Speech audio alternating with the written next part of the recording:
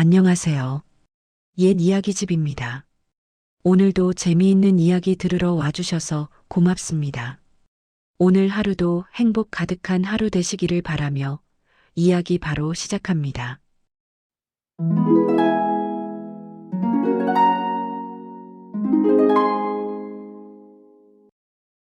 가마문이 열리는 순간 스물셋 윤 씨의 눈앞에 펼쳐진 건 상상했던 것보다 훨씬 큰 기와집이었어요.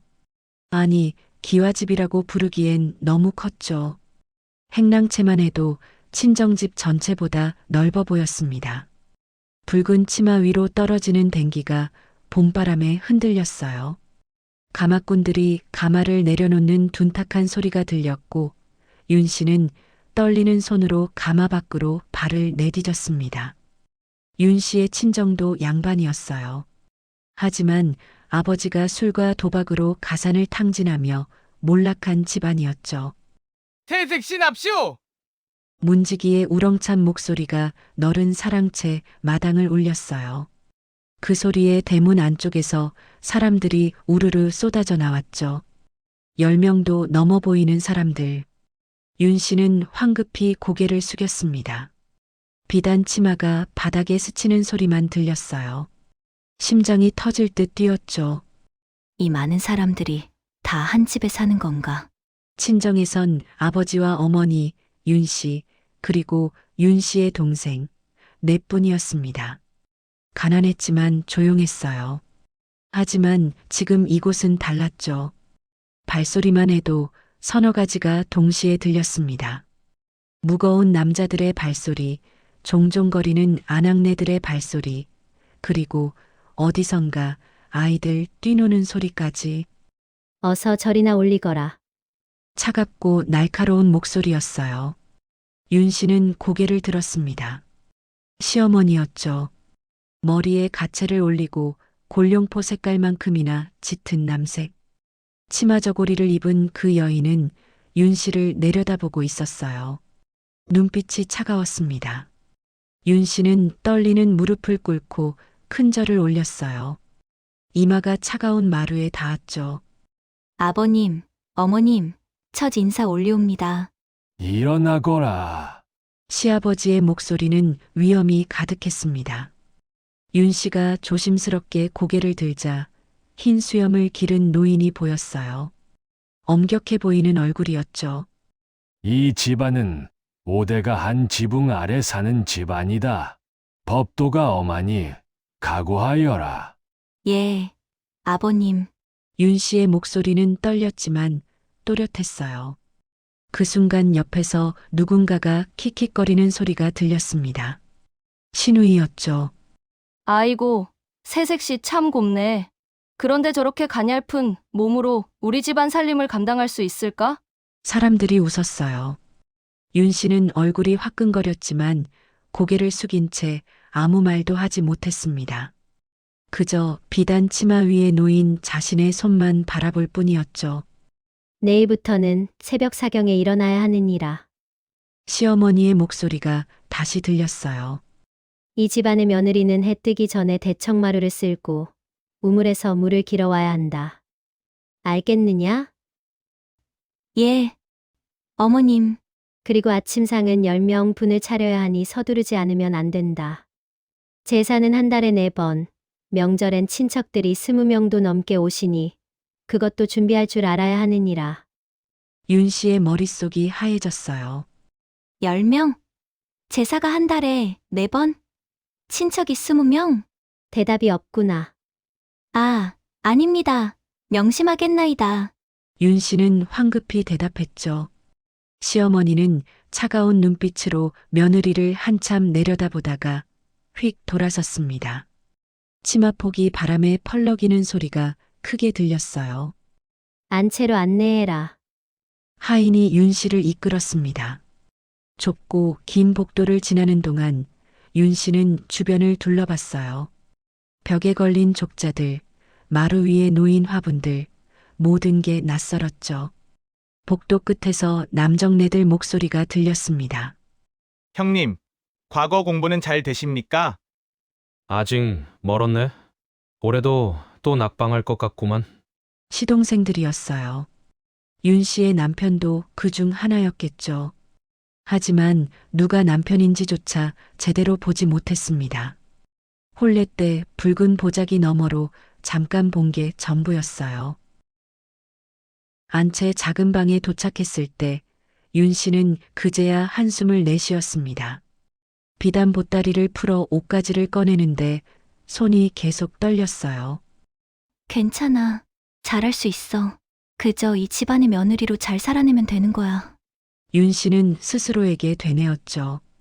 친정이 가난해서 이런 좋은 혼처를 만난 것만으로도 감사해야 한다고 어머니께서 말씀하셨습니다. 그 말을 믿었어요. 그날 밤 남편이 방에 들어왔습니다. 촛불이 흔들렸어요. 윤 씨는 얼굴을 들지 못했죠. 윤 씨, 예, 서방님. 내일부터 어머님 말씀 잘 들어야 하오. 이 집안은 법도가 엄하니까. 그게 남편이 윤 씨에게 한 첫마디였어요. 다정한 말 한마디 없이 그저 법도를 지키라는 당부뿐이었죠. 윤 씨는 대답했습니다. 명심하겠나이다. 남편은 곧 등을 돌리고 누웠어요. 윤 씨도 조심스럽게 누웠습니다. 어둠 속에서 남편의 숨소리만 들렸죠. 규칙적이고 차가운 숨소리. 창밖에서 바람소리가 들렸어요. 기와 처마를 스치는 바람소리. 윤 씨는 눈을 감았습니다. 내일부터 새벽 4시경이라. 잠이 오지 않았어요. 아니, 잠들면 안 될 것 같았죠. 첫날부터 늦잠을 자면 안 되니까요. 문득 친정 어머니 얼굴이 떠올랐습니다. 혼례 전날 밤 어머니가 윤 씨의 손을 잡으며 했던 말. 윤아, 어머니의 목소리가 떨렸습니다. 시집 가서는 어른들 잘 매시고 남편 잘 섬기거라. 그리고 무엇보다 내가 잘 지내야 한다. 어머니의 손이 윤 씨 손을 꽉 쥐었어요. 거칠지만 따뜻한 손이었죠. 이 애미 아비는 걱정 말거라. 그저 내가 아프지 않고 잘 지내기만 하면 돼. 어머니의 목소리가 잠겼어요. 다만 우리 집안이 너무 초라해서 내가 힘들 때 의지할 곳도 없을 텐데 미안하구나. 어머니의 목소리가 목에 메이는 듯 했습니다. 어머니, 잘 살겠습니다. 걱정 마셔요. 윤 씨는 어머니의 손을 움켜쥐었어요. 하지만 가슴 한쪽이 서늘하고 떨렸습니다. 그렇게 윤 씨의 첫날 밤은 깊어갔습니다. 하지만 윤 씨는 아직 몰랐어요. 이 긴 밤이 앞으로 30년 동안 계속될 거라는 걸. 새벽 4시경. 아직 어둠이 깔린 시각, 윤 씨의 하루가 시작됐어요. 똑똑똑. 방문 두드리는 소리가 들렸죠. 하루도 빠짐없이 같은 시각, 같은 소리였습니다. 새벽상 준비하셔야죠. 하인의 목소리였어요. 윤 씨는 눈을 떴습니다.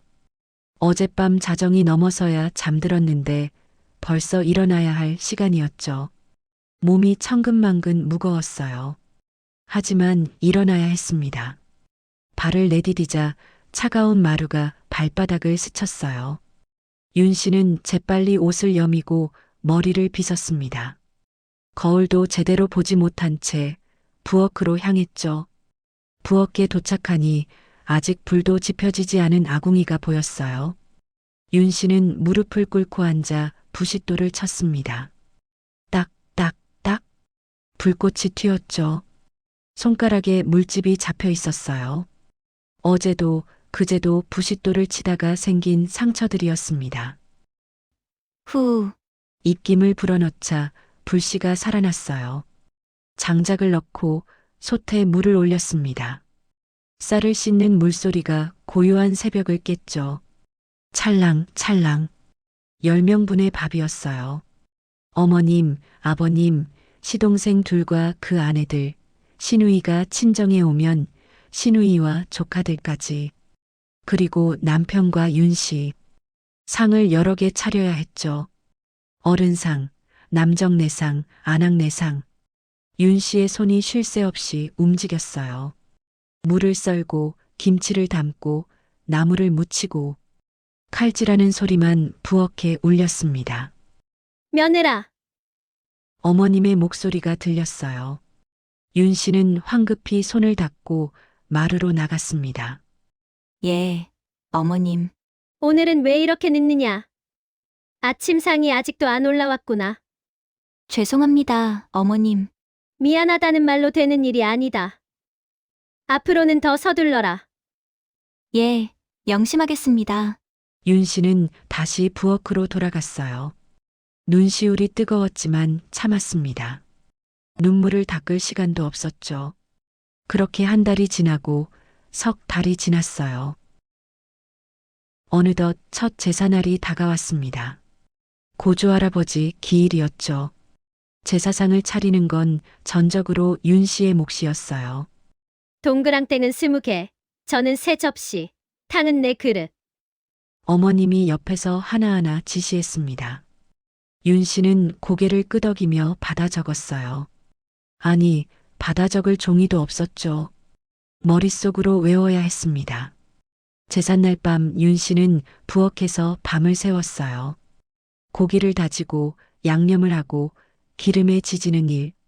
손바닥에 기름이 튀어 물집이 잡혔습니다. 아팠지만 계속 뒤집어야 했죠. 지글지글 기름 끓는 소리만 들렸어요. 이 집안은 4대 제사를 모시니 한 달에 4번은 이렇게 해야 한다. 어머님의 말씀이 떠올랐습니다. 한 달에 4번. 윤 씨는 손을 멈추지 않았어요. 그렇게 1년이 흘렀죠. 어느 날 남편이 과거에 급제했다는 소식이 들렸습니다. 집안이 들썩였어요. 축하 잔치가 열렸죠. 친척들이 몰려왔습니다. 아들이 과거에 급제하다니 집안의 경사로구나. 아버님의 목소리가 사랑채에 울렸어요. 하지만 윤 씨는 부엌에 있었습니다. 30명이 넘는 손님들 음식을 준비하느라 잔치에 참석하지도 못했죠. 국을 끓이고 전을 부치고 과일을 깎는 동안 사랑채에서는 웃음소리가 터져 나왔어요. 형님, 축하드립니다. 장원급제는 아니지만 그래도 급제했으니 다행이네. 남편의 목소리도 들렸습니다. 기쁨에 찬 목소리였죠. 하지만 남편은 윤 씨를 찾지 않았어요. 부엌에 있는 아내를 한 번도 부르지 않았습니다. 누구도 윤 씨와는 그 기쁨을 함께 나누지 않았어요. 매일 새벽 남편의 과거 공부를 위해 죽을 끓이고 등불을 밝히고 조용히 뒷바라지했던 건 윤 씨였습니다. 시동생들 공부 도시락을 싸고 밤늦게까지 책 읽는 남정네들을 위해 차를 내오던 것도요. 하지만 아무도 윤 씨에게 말하지 않았어요. 고생했소. 당신 덕분이요. 그 한마디조차 없었습니다. 밤이 깊어서야 잔치가 끝났어요. 윤 씨는 설거지를 하고 있었습니다. 기름때가 묻은 그릇들이 산더미처럼 쌓여 있었죠. 손이 트고 갈라졌어요. 찬물에 손을 담글 때마다 따끔거렸습니다. 며느라, 아직도 안 끝났느냐? 어머님이 부엌에 들어오셨어요. 죄송합니다, 어머님. 곧 끝납니다. 내일은 또 시동생 과거 공부 도시락을 써야 하니 일찍 자거라. 얼굴이 말이 아니구나. 그게 유일한 위로였어요. 윤 씨는 고개를 숙였습니다. 예, 어머님. 그 후로 2년, 3년이 흘렀습니다. 윤 씨는 아이를 낳았어요. 아들이었죠. 그리고 이듬해 또 아들을, 그 다음해엔 딸을 낳았습니다. 셋을 낳는 동안 윤 씨의 몸은 점점 야위어 갔어요. 하지만 칭찬은 없었습니다. 아들을 낳은 건 우리 집안 혈통이 좋아서지. 아버님의 말씀이었어요. 애들 울음소리가 너무 시끄럽구나. 얘야, 애들 좀 조용히 시켜라. 어머님의 잔소리도 계속됐죠. 남편은 벼슬길에 올라 더 바빠졌습니다. 집에 오는 날이 점점 줄어들었어요. 와도 아이들을 안아주지 않았죠. 그저 방에 들어가 글을 읽거나 잠을 잘 뿐이었습니다. 부인, 내일 일찍 나가야 하니 새벽상 준비해 두시오.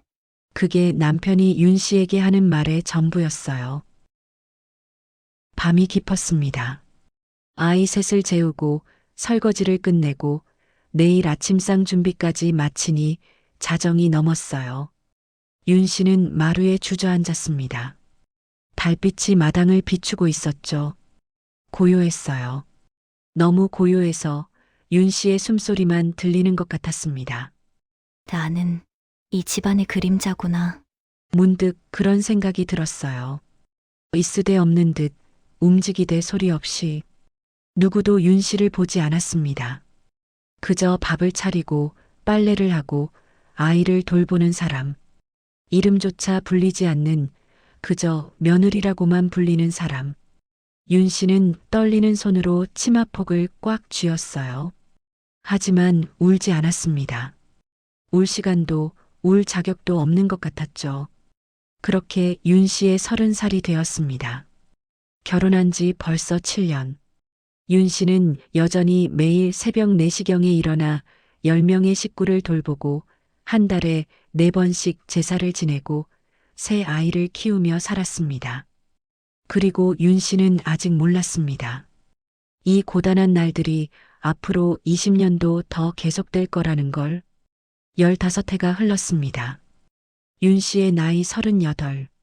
어느덧 머리에 흰머리카락이 보이기 시작했어요. 거울을 볼 때마다 낯선 여인이 보였죠. 주름이 깊어진 얼굴, 거칠어진 손, 구부정해진 등. 23 새색 씨의 모습은 어디에도 없었습니다. 얘야, 오늘은 또 국이 짜구나. 어머님의 목소리가 대청마루에서 들려왔어요. 윤 씨는 고개를 숙였습니다. 죄송합니다, 어머님. 같은 대화였어요. 15해 동안 수백 번도 넘게 들은 말이었죠. 그날 오후였습니다. 마님, 급한 전갈이 왔습니다. 하인이 숨을 헐떡이며 달려왔어요. 윤 씨는 빨래를 하다 말고 고개를 들었죠. 친정 어머님께서 많이 편찮으시답니다. 손에 쥐고 있던 적삼이 물속으로 빠져들었어요. 윤 씨의 입술이 파르르 떨렸습니다. 어머니, 그 한마디가 겨우 나왔죠. 윤 씨는 황급히 손을 닦고 어머님께 달려갔어요. 치마폭을 걷어 올리고 뛰었습니다. 숨이 가빠졌죠. 어머님. 대청마루에 계시던 어머님이 차를 마시다 말고 윤 씨를 쳐다봤어요. 왜 그리 소란이냐?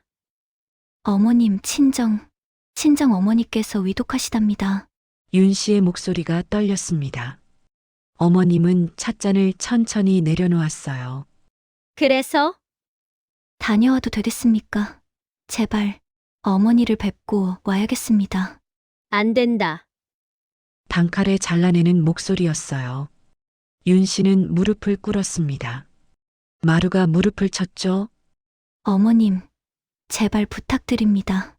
어머니께서 많이 편찮으시다는데 모레가 무슨 날인지 아느냐? 윤 씨의 입술이 굳어졌어요. 알고 있었습니다. 고조할머니 제삿날이었죠. 제사 준비는 제가 미리 다 해놓고 가겠습니다. 그래도 안 된다. 제사날 며느리가 없으면 말이 되겠느냐? 하오나 어머님, 이 집안 며느리가 제사를 팽개치고 친정에 가겠다는 게 말이나 되는 소리냐? 어머님의 목소리가 높아졌어요. 윤 씨는 이마를 마루에 댔습니다. 제발입니다, 어머님. 제사 끝나고 가거라. 그게 끝이었습니다. 윤 씨는 떨리는 손으로 일어났어요. 다리에 힘이 없었죠. 비틀거리며 부엌으로 돌아왔습니다. 제사 준비를 시작했어요. 물을 썰고 고기를 다지고 전을 부쳤습니다. 하지만 손이 제대로 움직이지 않았어요. 칼이 손가락을 스쳤죠. 피가 났습니다. 어머니, 윤 씨는 피나는 손가락을 입에 물고 계속 칼질을 했어요. 눈물이 흘러내렸습니다. 도독, 도독, 칼질 소리만 부엌에 울렸죠. 제삿날 밤이었습니다. 제사상 앞에 무릎 꿇고 앉아 있는 동안 윤 씨의 마음은 친정으로 달려가 있었어요. 어머니, 지금 어떠실까? 혹시 돌아가신 건 아닐까? 가슴이 찢어지는 것 같았습니다. 이제 저를 올리자꾸나. 아버님의 말씀에 윤 씨는 절을 했어요. 이마를 마루에 댈 때 눈물이 뚝 떨어졌습니다. 제사상 위에 촛불이 흔들렸죠. 제사가 끝난 건 한밤중이었어요. 며느라, 제사 음식 정리하고 자거라. 어머님, 저 지금 친정에 다녀와도 되겠습니까? 한밤중에 무슨 길을 가려느냐. 내일 새벽에 가거라. 윤 씨는 잠을 이룰 수 없었습니다. 제사 음식을 정리하고 설거지를 하고 부엌을 닦았어요. 그러고도 시간이 너무 느리게 갔죠. 새벽이 밝자마자 윤 씨는 집을 나섰습니다. 뛰었어요. 치마를 걷어 올리고 숨이 차도 멈추지 않았습니다. 발바닥에 물집이 잡혔죠. 터진 물집에서 피가 났습니다. 하지만 아프지 않았어요. 아니, 아프다는 걸 느낄 겨를이 없었죠. 어머니, 제가 갑니다. 조금만 기다려주세요. 친정 마을이 보였습니다. 윤 씨는 더 빨리 뛰었어요. 그런데 마을이 너무 조용했어요. 개 짖는 소리도 사람 목소리도 들리지 않았습니다. 그저 바람 소리만 쌩쌩 불었죠. 친정집 대문 앞에 섰을 때 윤 씨의 다리가 후들거렸어요. 대문이 활짝 열려 있었습니다. 마당에는 아무도 없었어요. 어머니, 떨리는 목소리로 불렀습니다. 대답이 없었죠. 윤 씨는 비틀거리며 안으로 들어갔어요. 마당 한가운데 하얀 재가 쌓여 있었습니다. 향 냄새가 났어요. 코를 찌르는 축축한 향 냄새. 상여가 나간 뒤였습니다. 언니, 뒤에서 목소리가 들렸어요. 돌아보니 동생이 서 있었습니다. 동생의 눈이 퉁퉁 부어 있었죠. 어머니는 어디 계시냐? 윤 씨는 묻고도 이미 알고 있었어요. 동생이 고개를 떨구었습니다. 엊그제 밤에 돌아가셨어요.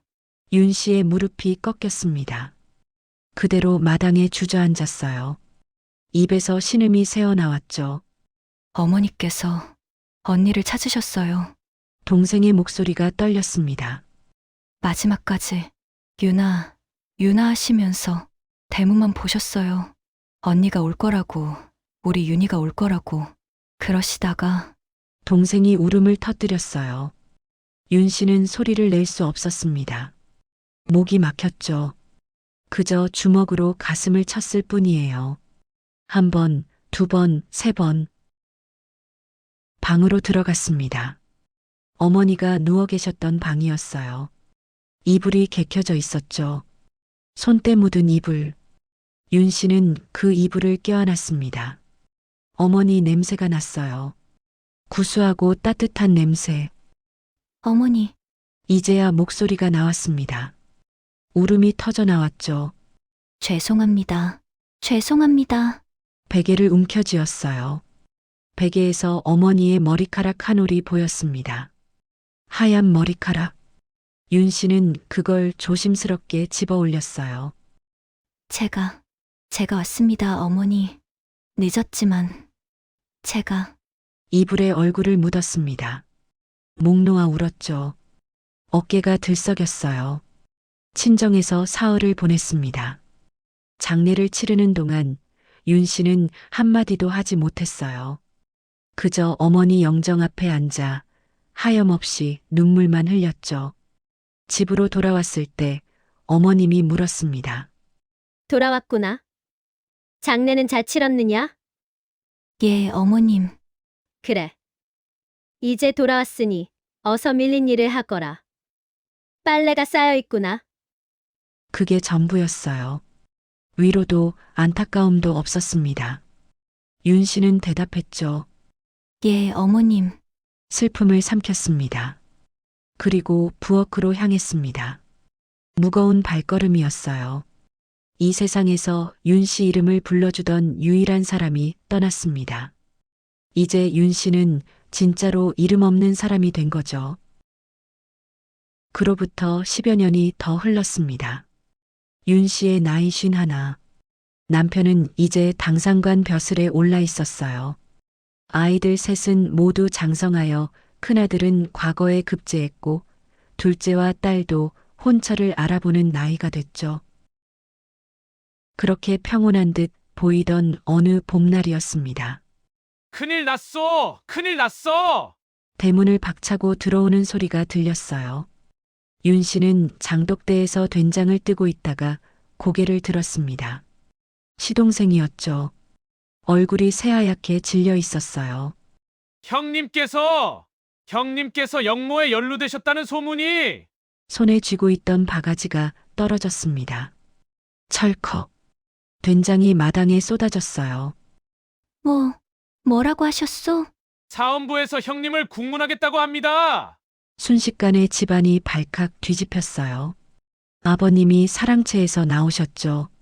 지팡이를 짚은 손이 부들부들 떨리고 있었습니다. 이게 대체 무슨 일이냐? 아버님, 진정하십시오. 우선 자초지종을 알아봐야. 재산이 몰수될지도 모른다는 소리가 있습니다. 뭐, 재산 몰수라니? 남정네들이 우르르 모여들었어요. 시동생들, 조카들 모두 당황한 얼굴이었죠. 목소리들이 뒤엉켰습니다. 어떻게 된 일인지 알아봐야 하지 않겠소? 누가 형님을 모함한 게 틀림없소? 이러다 우리 집안이 풍비박산 나는 거 아니오? 윤 씨는 그 혼란 속에서 조용히 서 있었어요. 귀를 기울이고 있었죠. 남편이 연루되었다는 역모 사건. 신하들 중 몇몇이 임금께 상소를 올렸다가 역적으로 몰렸다는 소문이었어요. 그 중에 남편의 이름이 있다는 겁니다. 억울한 일이다. 윤 씨는 알고 있었어요. 남편은 평생 충성스럽게 벼슬을 했습니다. 역모를 꾸밀 사람이 아니었죠. 사흘이 지났습니다. 남정네들은 여전히 사랑채에 모여 큰 소리만 치고 있었어요. 한양에 아는 어른께 편지를 써야 하지 않겠소? 누구한테 쓴단 말이오? 지금 조정이 어떤 상황인지 아시오? 그럼 우리가 손 놓고 있어야 한단 말이오? 말만 많았습니다. 아무것도 진척되지 않았어요. 윤 씨는 그날 밤 홀로 작은 방에 앉아 있었습니다. 촛불 하나만 켜놓고 있었죠. 손에는 종이 한 장이 쥐어져 있었어요. 내가 할 수 있는 일이 뭘까? 30년을 이 집에서 살았습니다. 그동안 윤 씨는 무얼 했던가? 밥을 짓고 빨래를 하고 아이를 키우고 그게 전부였던 것 같았어요. 아니, 그게 전부가 아니었습니다. 새벽마다 우물에서 물을 길어올 때 이웃집 마님과 인사를 나눴죠. 장터에 나갈 때면 채소 파는 아낙네들과 말을 섞었습니다. 시댁 제사 때마다 친척 어르신들께 정성껏 대접했어요. 그 모든 게 지금 이 순간을 위한 게 아니었을까? 윤 씨는 촛불을 들고 일어났습니다. 다음 날 새벽 윤 씨는 이웃집 대문을 두드렸어요. 똑똑똑. 누구십니까?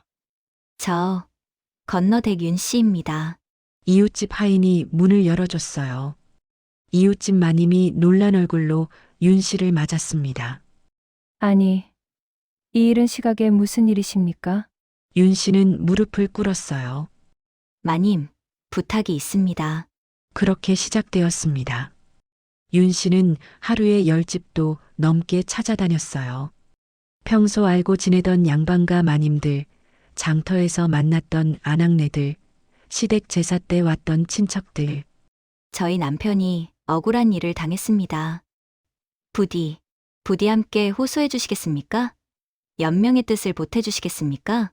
어떤 집에서는 문전박대를 당했어요. 역적의 집안과 엮이고 싶지 않소. 대문이 쾅 닫혔습니다. 윤 씨는 그래도 일어나 다음 집으로 향했죠. 어떤 집에서는 따뜻하게 맞아주었습니다. 윤 씨 마님, 평소 행실이 바르신 걸 우리가 다 알지요. 기꺼이 돕겠습니다. 고맙습니다. 정말 고맙습니다. 윤 씨의 눈에서 눈물이 흘러내렸어요. 보름이 지났을 때 100여 명이 넘는 이들이 함께 호소하겠다는 뜻을 모았습니다. 하지만 그것만으로는 부족했어요. 임금께 올릴 상소문이 필요했죠. 내가 쓰겠다. 아버님이 말씀하셨어요. 하지만 시동생이 황급히 말렸습니다. 아버님, 안 됩니다. 지금 우리 집안 남정네들이 나서면 오히려 영모에 더 깊이 연루될 수 있습니다. 그럼 어찌하란 말이냐? 차라리 집안 박선비에게 부탁하는 게. 그때였습니다. 제가 쓰겠습니다. 윤 씨의 목소리였어요. 사랑채에 모인 남정네들이 일제히 윤 씨를 쳐다봤습니다. 처음이었습니다. 윤 씨가 이렇게 목소리를 낸 적은 없었어요. 내가 무슨 여인이 남편의 억울함을 호소하는 건 다르겠네요. 영모로 엮이지 않을 것입니다. 아버님의 눈이 커졌어요. 그날 밤 윤 씨는 촛불을 켜고 앉았습니다. 먹을 갈았어요. 먹가는 소리만 고요한 밤에 울렸죠. 먹물이 벼루에 고였습니다. 윤 씨는 붓을 들었어요. 손이 떨렸습니다. 30년 만에 쥐어보는 붓이었으니까요. 붓끝을 먹물에 적셨어요. 그리고 종이에 내려놓았습니다. 사각, 사각. 붓이 종이 위를 달렸어요. 윤 씨의 눈빛이 촛불에 반짝였죠. 신윤 씨는 황공하옵게도 감히 아뢰나이다. 글이 흘러나왔습니다. 30년간 가슴에 담아뒀던 모든 말들이 지금 종이 위로 쏟아져 나왔어요. 남편의 충성을, 집안의 정직함을, 그리고 억울함을 적었습니다. 촛불이 짧아질 때까지 붓을 놓지 않았어요. 새벽이 밝아올 무렵 윤 씨는 상소문을 들고 사랑채로 향했습니다. 아버님, 아버님이 상소문을 받아 읽으셨어요. 손이 떨렸습니다. 한참을 읽으시더니 천천히 고개를 들으셨죠. 이게 내가 쓴 것이냐? 예, 아버님. 그 글씨가 참으로 정갈하구나. 몰락한 양반 가문이어도 그 글솜씨만큼은 꽤나 좋구나. 아버님의 목소리가 떨렸어요. 상소문과 100여 명의 연명이 대궐로 올라갔습니다. 그로부터 보름 후 소식이 왔어요. 남편이 무죄 방면되었다는 소식이었습니다. 집안이 환호성으로 가득 찼죠. 남정네들이 기뻐 날뛰었어요. 다행이요. 다행이야. 윤 씨는 마당 한쪽에 조용히 서 있었습니다. 그저 안도의 한숨만 내쉬었어요. 그날 저녁이었습니다. 며느라, 아버님이 윤 씨를 부르셨어요. 윤 씨는 사랑채로 갔습니다. 아버님이 앉아 계셨죠. 그 옆에 남편도 서 있었어요. 윤 씨는 무릎을 꿇었습니다. 고개를 숙였죠. 한참 동안 침묵이 흘렀어요. 그리고 고맙구나. 아버님의 목소리였습니다. 떨리는 목소리. 윤 씨는 고개를 들었어요. 아버님이 윤 씨를 바라보고 계셨습니다. 그 눈에 눈물이 고여 있었죠. 내가 우리 집안을 구했구나. 고맙다. 30년 만에 처음 들어본 말이었습니다. 고맙다. 윤 씨의 가슴이 뜨거워졌어요. 눈물이 흘러내렸습니다. 그리고 윤 씨는 알았죠. 이제 곧 모든 것이 달라질 거라는 걸. 그날 이후 소문이 퍼지기 시작했어요. 건너댁 며느리가 남편을 구했다더라. 100여 명의 연명을 받아냈다지? 상소문도 직접 썼다던데. 여자가 그런 글을? 처음엔 동네 우물가에서 나오는 작은 속삭임이었죠. 하지만 소문은 물결처럼 번져나갔습니다. 이웃 마을로, 한양으로, 그리고 마침내 대궐 안까지. 석 달쯤 지난 어느 날이었어요. 전교가 내려왔습니다. 관아에서 나온 관리가 집 앞에 섰죠. 윤 씨는 마당을 쓸다 말고 비를 내려놓았습니다. 전교라니. 무슨 일이십니까? 임금께서 윤 씨의 효행을 들으셨습니다. 열녀효부 정문을 하사하신다 하셨소. 손에 쥐고 있던 빗자루가 떨어졌어요. 정문, 나라에서 세워주는 효부의 이름을 새긴 그 문. 정문을 저에게요? 그렇소. 마을 입구에 세워질 것이오. 관리가 돌아간 뒤 윤 씨는 한참을 그 자리에 서 있었어요. 바람이 불어왔습니다. 치마폭이 펄럭였죠. 하늘을 올려다봤어요. 구름 한 점 없이 맑았습니다. 어머니, 보고 계십니까? 그날 밤 잠이 오지 않았어요. 누우면 천장만 보였습니다. 어둠 속에서 30년이 스쳐 지나갔죠. 새벽 4시경에 일어나던 날들, 제사상을 준비하던 밤들, 아무도 알아주지 않던 그 모든 시간들. 보름 후 정문이 세워지는 날이었습니다. 마을 입구에 사람들이 모여들었어요. 목수들이 큰 나무 기둥을 세웠죠. 쿵, 쿵. 망치질 소리가 울렸습니다. 붉은 칠을 한 현판이 걸렸어요. 열려효부 윤씨 지문. 윤 씨는 멀리서 그걸 바라봤습니다. 사람들 틈에 서서 조용히. 현판 위에 새겨진 글자들이 햇빛에 반짝였어요. 윤 씨. 30년 만에 처음 불려지는 이름 같았습니다. 저게 그 며느리요? 30년을 묵묵히 시댁을 돌보다가 위기의 가문을 구했다지? 대단한 여인이로구만. 속삭이는 소리들이 들렸어요. 윤 씨는 고개를 숙였습니다. 얼굴이 화끈거렸죠. 그날 저녁 집안에 잔치가 벌어졌습니다. 친척들이 모였어요. 축하한다는 말들이 쏟아졌죠. 참으로 경사로운 일입니다. 이 집안의 자랑이로구나. 하지만 윤 씨는 부엌에 있었어요. 손님들 음식을 준비하고 있었습니다. 늘 그랬던 것처럼요. 어머니, 뒤에서 큰아들이 불렀어요. 윤 씨는 손을 닫고 돌아섰습니다. 왜 그러느냐? 어머니, 오늘은 어머니가 주인공이신데 왜 부엌에 계십니까? 아니다.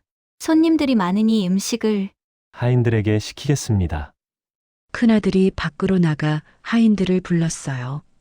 오늘만은 어머님께서 쉬셔야 합니다. 안으로 드십시오. 아들이 조심스럽게 윤 씨를 이끌었습니다. 윤 씨는 아들을 바라봤어요. 어느새 어른이 된 얼굴이었습니다. 고맙구나. 윤 씨는 천천히 안채로 향했습니다. 방에 들어서니 어머님이 누워 계셨어요. 병 안으로 자리에 누신 지 석 달째였습니다. 윤 씨는 조용히 다가가 무릎을 꿇었죠. 어머님, 제가 왔습니다. 윤 씨냐? 가늘게 떠진 눈에서 윤 씨를 보고 계셨어요. 어머님의 손이 떨리며 윤 씨를 향해 뻗어졌습니다. 윤 씨는 그 손을 잡았어요. 마른 손이었죠. 뼈만 앙상하게 남은. 윤 씨, 이리 가까이 오너라.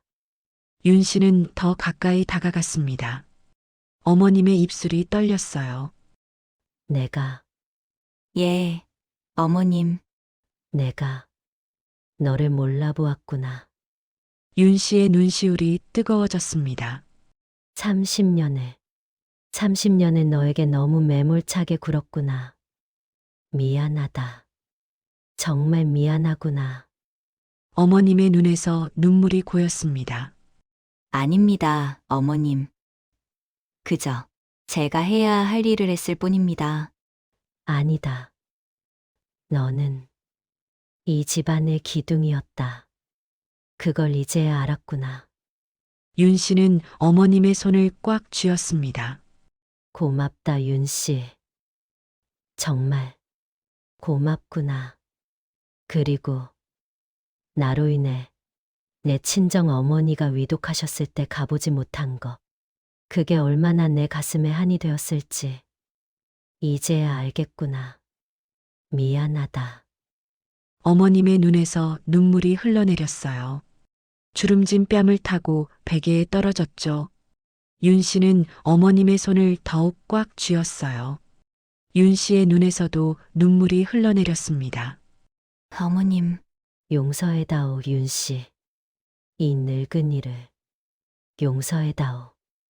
그 말을 듣는 순간 30년의 무게가 조금 가벼워지는 것 같았어요.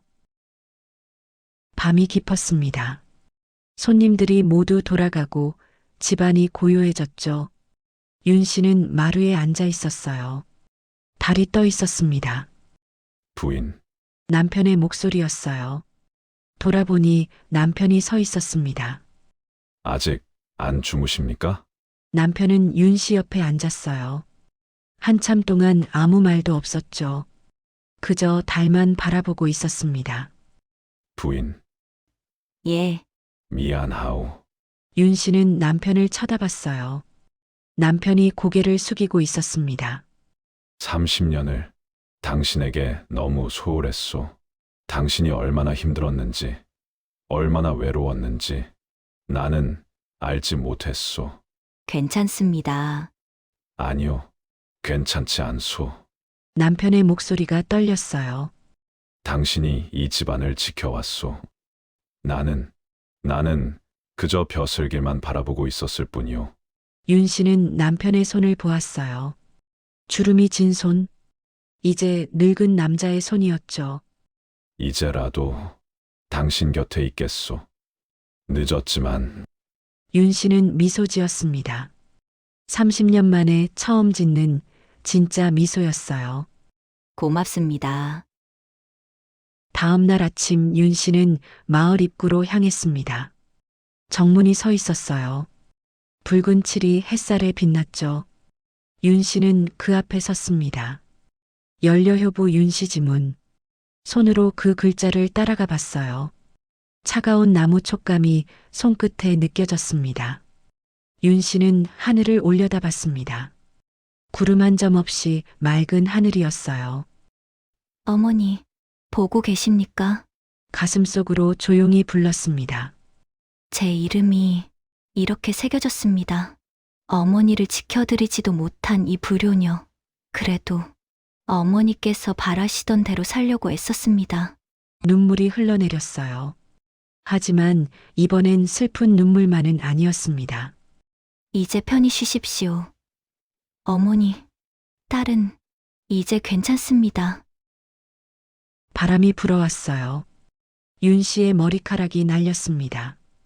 이제 반백이 된 머리카락. 꼭 인정받고 싶었던 게 아니었어요. 윤 씨는 생각했죠. 그저 사람으로 대접받고 싶었을 뿐입니다. 그리고 윤 씨는 알았어요.